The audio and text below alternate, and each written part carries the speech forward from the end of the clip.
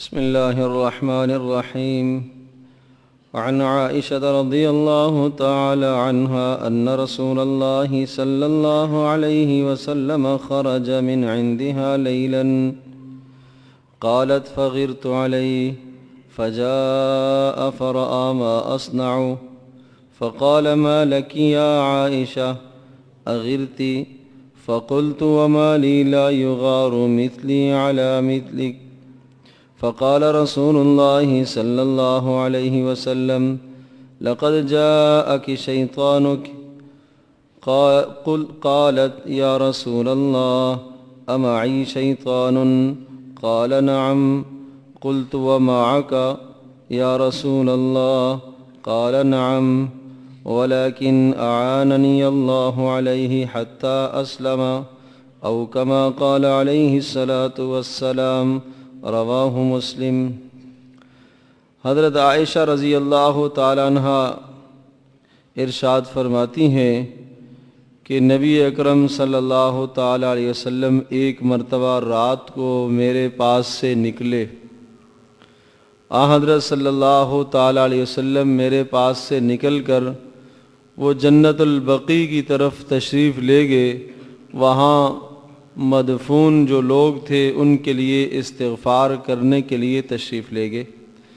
حضرت عائشہ رضی اللہ تعالیٰ عنہ ارشاد فرماتی ہیں فغرت علیہ، مجھے بڑی غیرت آئی ہے کہ اس وقت رات کو حضرت صلی اللہ علیہ وسلم میرے پاس سے میرے گھر سے کہاں گئے ہیں، اور میرے دل میں یہ خیال آنے لگا کہ شاید رسول پاک صلی اللہ تعالیٰ علیہ وسلم کسی اور زوجہ محترمہ کے یہاں تشریف لے گئے ہیں، کسی اور اپنی اہلیہ کے یہاں تشریف لے گئے ہیں، اس لیے مجھے یہ بات ناگوار گزری. حضرت عائشہ ایک دوسری روایت میں فرماتی ہیں کہ میں باہر نکلی اور نبی پاک صلی اللہ علیہ وسلم کو تلاش کرنے لگی، یہاں تک کہ مجھے اندازہ ہو گیا کہ نبی پاک صلی اللہ علیہ وسلم وہ قبرستان کی طرف تشریف لے گئے ہیں. تو میں واپس آئی، اور جب میں واپس آئی تو پھر مجھے شدید ندامت ہونے لگی اور افسوس ہونے لگا کہ میں نے ایسا کیوں کیا ہے. چنانچہ نبی پاک صلی اللہ علیہ وسلم فوری واپس آ گئے. جب حضرت صلی اللہ علیہ وسلم واپس آئے تو انہوں نے میری تبدیل ہوئی حالت کو دیکھا کہ میرے چہرے کا رنگ بدل چکا تھا، میری حالت تبدیل ہو چکی تھی. تو نبی پاک صلی اللہ علیہ وسلم نے مجھے ارشاد فرمایا کہ عائشہ کیا ہوا آپ کو، کیا تو بھی میرے اوپر غیرت کرتی ہے؟ تو میں نے کہا اللہ کے رسول، میری جیسی عورت آپ جیسے مرد پر کیوں نہیں غیرت کرے گی؟ تو پھر نبی پاک صلی اللہ علیہ وسلم نے ارشاد فرمایا کہ تیرا شیطان تیرے پاس آیا تھا اور اس نے آ کر تیرے دل میں وسوسہ ڈالا تھا. تو حضرت عائشہ فرماتی ہیں کہ میں نے کہا اللہ کے رسول کیا میرے ساتھ شیطان ہے؟ تو حضرت صلی اللہ علیہ وسلم نے ارشاد فرمایا ہاں ہے. پھر میں نے پوچھا اللہ کے رسول کیا آپ کے ساتھ بھی شیطان ہے؟ تو نبی پاک صلی اللہ علیہ وسلم نے ارشاد فرمایا ہاں میرے ساتھ بھی ہے.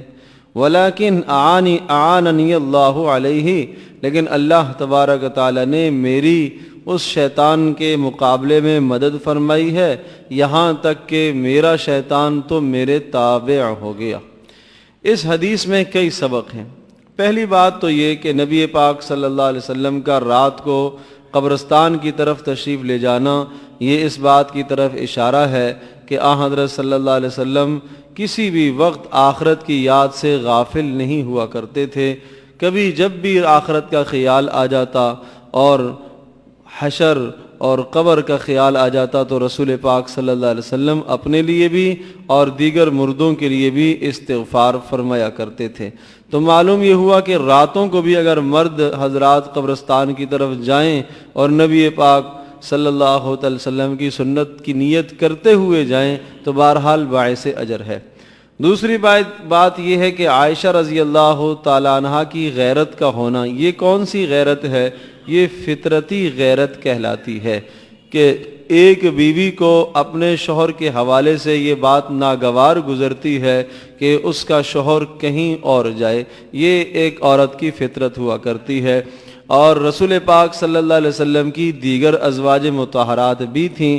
حضرت صلی اللہ علیہ وسلم باری باری تمام ازواج مطہرات کے یہاں جایا کرتے تھے اور راتوں کو قیام فرمایا کرتے تھے۔ ایک رات کو ایک زوجہ محترمہ کے یہاں قیام ہوتا تھا، دوسری رات کو دوسری زوجہ محترمہ کے یہاں قیام ہوتا تھا۔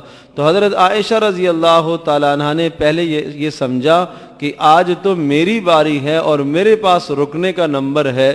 نبی پاک صلی اللہ علیہ وسلم اچانک نکل کر چلے گئے، شاید کسی اور زوجہ محترمہ کے گھر میں آپ علیہ السلام تشریف لے گئے، اور حضرت رسول پاک صلی اللہ علیہ وسلم نے حضرت عائشہ کو بتایا کہ عائشہ تیرے دل میں یہ شیطان نے وسوسہ ڈالا تھا، شیطان آیا اور اس نے تیرے دل میں میرے خلاف وسوسہ ڈالا۔ تو اس سے ایک بہت بڑا سبق ملتا ہے کہ شیطان میاں بیوی کے درمیان میں وسوسے ڈالتا ہے، غلط وسوسے ڈالتا ہے، مرد کو عورت کے متعلق بدگمان کرتا ہے، عورت کو مرد کے متعلق بدگمان کرتا ہے، لیکن عقل مند لوگ وہ شیطان کے بہکاوے میں نہیں آیا کرتے، بلکہ حقیقت سمجھا کرتے ہیں، تحقیق کو دیکھا کرتے ہیں کہ صورتحال کیا ہے۔ بسا اوقات مرد کے دل میں عورت کے خلاف وسوسہ شیطان ڈالتا ہے، بھڑکانے کی کوشش کرتا ہے، بدگمانی پیدا کرتا ہے، جس سے آدمی کسی اقدام کو کر بیٹھتا ہے، بعد میں اسے شرمندگی ہوتی ہے۔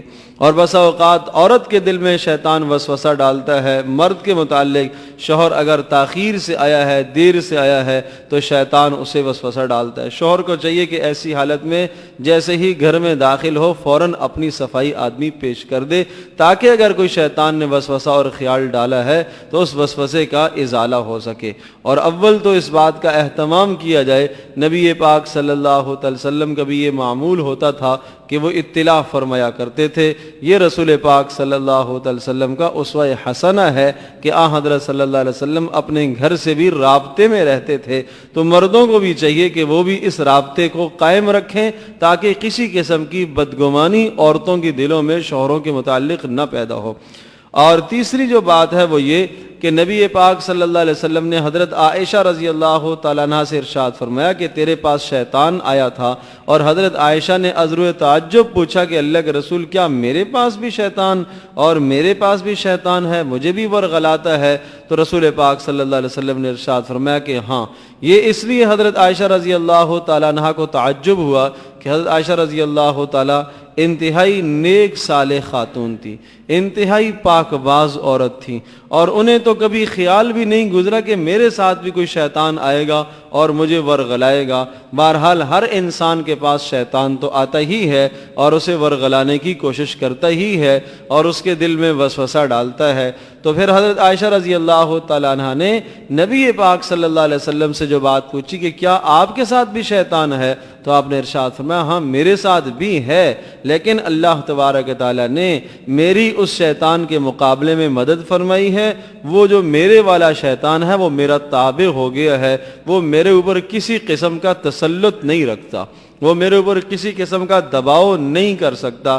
یہ اللہ تبارک تعالیٰ نے نبیوں کی خوبی بنائی ہے، اور نبیوں کے علاوہ نیک صلحاء کی بھی یہ خوبی ہے۔ البتہ تھوڑا سا فرق ہے کہ نبی شیطان کے وسوسے سے، خیال سے بالکل مبرہ اور پاک ہوتا ہے، معصوم ہوتا ہے۔ لغزش سے، خطا سے، گناہ سے نبی پاک ہوا کرتا ہے، صغیرے گناہ سے، کبیرے گناہ سے نبی پاک ہوتا ہے۔ عام انسان جب نیک صالح بن جاتا ہے اور تقوی کے اعلیٰ درجے پر فائز ہوتا ہے تو وہ بھی شیطان کے شر سے بچ سکتا ہے، لیکن بہرحال شیطان کے بہکاوے کا احتمال وہاں موجود ہے، اور نبی کے پاس شیطان کے بہکاوے کا احتمال بھی نہیں ہوتا۔ یہ فرق ہوتا ہے عام انسان کی ولایت میں اور نبی کی نبوت میں، کہ نبی کے پاس شیطان جا کے بہکا نہیں سکتا، اور عام آدمی کو بہرحال جتنا بھی نیک بن جائے شیطان کے بہکاوے میں آنے کا احتمال ہوتا ہے۔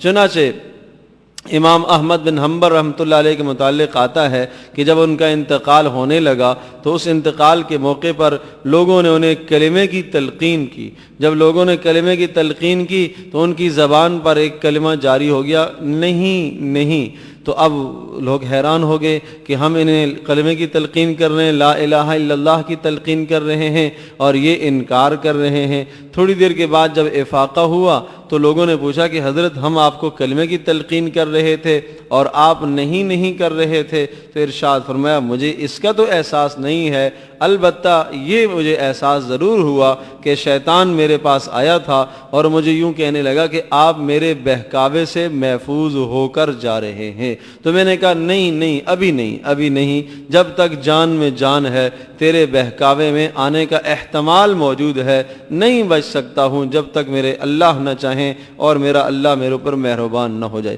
تو میرا عزیز دوستو اور بزرگوں، اس سے پتہ چلتا ہے کہ آدمی کو ہر وقت اس بات سے بچتے رہنا چاہیے، ڈرتے رہنا چاہیے کہ کہیں انسان شیطان کے بہکاوے میں نہ آ جائے اور کسی گناہ کے دلدل میں انسان نہ پھنس جائے جس کی وجہ سے آدمی کی ہلاکت اور بربادی ہو۔